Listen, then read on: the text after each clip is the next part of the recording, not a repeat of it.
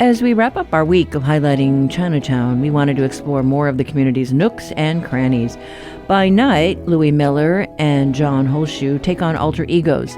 They are the Pasta Boys at Proof Social Club, serving up fresh, homemade noodles. Miller is a co-owner of the bar and actually began the passion project about a year ago, now expanding to Italian festivals. The Conversation's Maddie Bender stopped by one night at the beginning of service to talk to the Pasta Boys about running their pop-up in Chinatown. Would you mind narrating out loud what you're doing right now? So right now I am just sheeting out these dough sheets. They're gonna be turned into our noodles of the day, which are gonna be spaghetti and tagliatelle. We like to portion out all side here. And then when we run it through the machine, it kind of creates these really miniature ridges in there, which are going to help hold the sauce a lot better. It's going to create that kind of really savory, super delicious pasta taste that you can only really get at good Italian restaurants. Which we try. What do we have today? We have a tongue and neck ragu, so that's beef tongue and pork neck that is braised slowly at about 300 degrees for 8 hours and then reduced down again for another 3 or 4. So you're definitely getting a lot of concentrated beef flavor on that one. But then we have a pasta panna e piselli, which is a cream and peas pasta with spaghetti and shallots and garlic, and then topped with little pecorino romano and parmigiano reggiano. Do you have a food or food service background? I mean, these sound like complicated dishes to me. So it's actually like really not that complicated. It's like a lot of pasta dishes and Italian food that's like, generally well known is from cucina povera, which is like, I might be butchering that pronunciation. It's essentially like impoverished kitchen of the poor. So these are all kind of recipes based in not having a lot and trying to make the most out of what little ingredients you might have. So yeah, just trying to follow that philosophy and let the flavors kind of do the talking and not really cover it up too much. Mm-hmm. But I mean, there's certainly some skill or practice. As you're talking to me, I am watching you knead pasta dough and weigh it to get the gram amount. You can tell that you've done this before. We've always kind of loved making fresh pasta. John and I have some experience in kitchens. I think John might actually have a little bit more experience than I do, but we always loved making pasta. We never really did it at this scale, but there came a time where we weren't really doing any food here at Proof. There was a little bit of a hiatus with the pizza. It wasn't quite working, so John and I decided, hey, why don't we just do this thing that we really love. I think that we both find pasta like our favorite food. Me for sure. What's the reception been like? The community has been overwhelmingly supportive and positive. It's really actually awesome the amount of support people have been throwing our way. Yeah, we're just trying to do something different and really stay true to what we love to eat.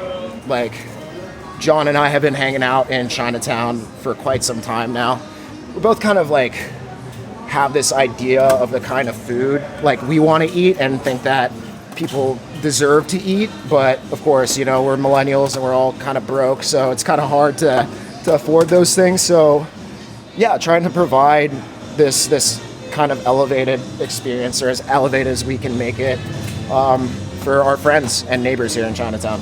How do you think of yourself within the context of Chinatown? Yeah, I think Chinatown is really conducive to trying new things and experimenting. It's kind of, I think it's the arts hub of Honolulu. So yeah, kind of in that similar vein of just going out there and trying to do something unique that people haven't really tried too much before. Just trying to do something good. Are there any challenges that you guys face?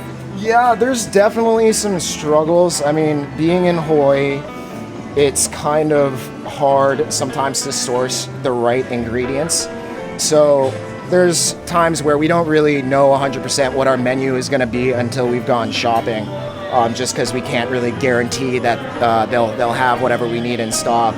In the past 2 days, they haven't had the semolina that we usually buy in stock, so we've kind of all been on a mission to find some semolina somewhere at some Safeway. The local Safeway sold out too, so just like scrambling all day, calling people up like, hey, can you do me a huge favor? But I don't know, I think the challenges kind of make it a little bit more rewarding. There's times where I'm like, man, I wish it would stop being so rewarding and just be a little bit easier, but yeah, it's all part of the game, I think, yeah. Where do you go shopping for stuff usually? We do a lot of shopping at Chef Zone for kind of more specific stuff. We do a lot of shopping at Costco too. You can't really beat Costco's prices. They got pretty good quality too, honestly. And then I love using Chinatown Market as much as I can. It's just, certain ingredients you can't really find over there. But there is something about Chinatown Market where, I don't know, you feel more connected to the community. There's something about it. Local supporting local, that kind of thing. Yeah, exactly.